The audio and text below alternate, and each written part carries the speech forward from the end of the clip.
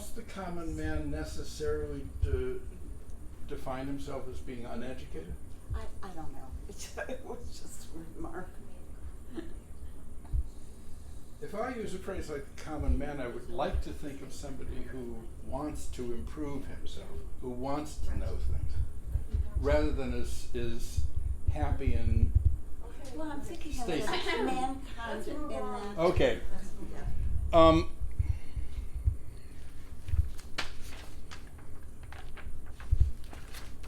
know, it helps to have these pages numbered. I number them so you can go back. Yeah. A Victorian is sitting at his piano playing a harpsichord piece that dates from the early 1700s. Oh, Galuppi, Baldassaro, this is very sad to find. I can hardly misconceive you, it would prove me deaf and blind. But although I take your meaning, 'tis with such a heavy mind.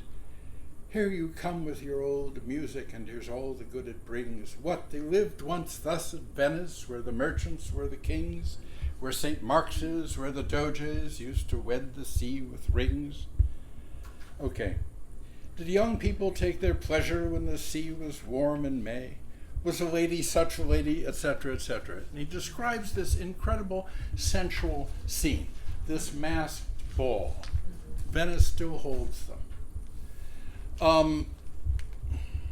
We even associate the image of Venice with, okay. Now, he's playing this old music. And remember, until the 20th century, music from just a couple of hundred years ago was called ancient music. So he's playing this old music, and then he reflects, but when I sit down to reason, think to take my stand nor swerve, while I triumph o'er a secret wrung from nature's close reserve, in you come with your cold music, till I creep through every nerve. Yes, you, like a ghostly cricket creaking where a house was burned, dust and ashes, dead and done with, Venice spent what Venice earned. The soul, doubtless, is immortal, where a soul can be discerned. Yours, for instance, you know physics, something of geology. Mathematics are your pastime. Souls shall rise in their degree. Butterflies may dread extinction. You'll not die. It cannot be. As for Venice and her people, merely born to bloom and drop, here on earth they bore their fruitage. Mirth and folly were the crop. What of soul was left, I wonder, when the kissing had to stop? Oh. Wow. Dust and ashes, so you creak it, and I want the heart to scold.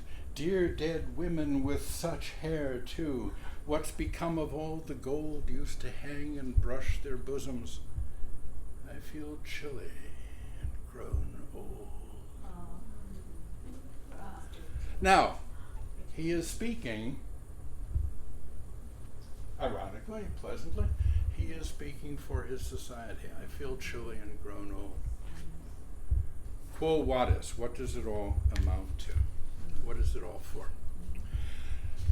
Okay, Browning, there's a very long poem I sent you called Childe Roland to the Dark Tower Came. And that is one of my favorite poems. And I recommend you try to get through it because it winds up being important for later poetry.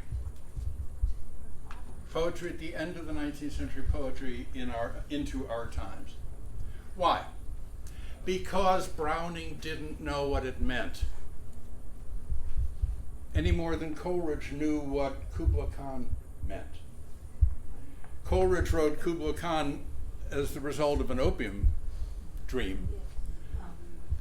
Browning just let something take over.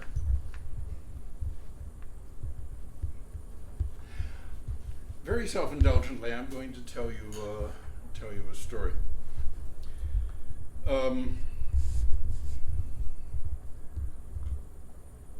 53 years ago, I was taking a course in romantic poetry from Harold Bloom, and he was a very good teacher. And he did not understand, he said that he did not understand the last line of Browning's poem, Child Roll into the Dark Tower Came. The phrase, Child Roll into the Dark Tower Came, is just something uttered in passing by the fool in King Lear. Browning picks up the phrase and he thinks, what could that mean? What's it about? What can I do with that? And in the last line of that long poem, at the moment of doom, at the moment of this last obscure, symbolic, futile battle, the speaker takes up his horn and blows. Put the slughorn to my lips, line, and blew, period. Italics, in quotes. Child Roland to the Dark Tower Came. Now, in the version I sent you, that period is not there. That's a mistake.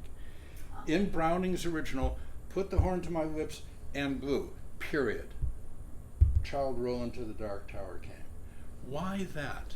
Why that? Why isn't it part of the sentence the way whatever person did this version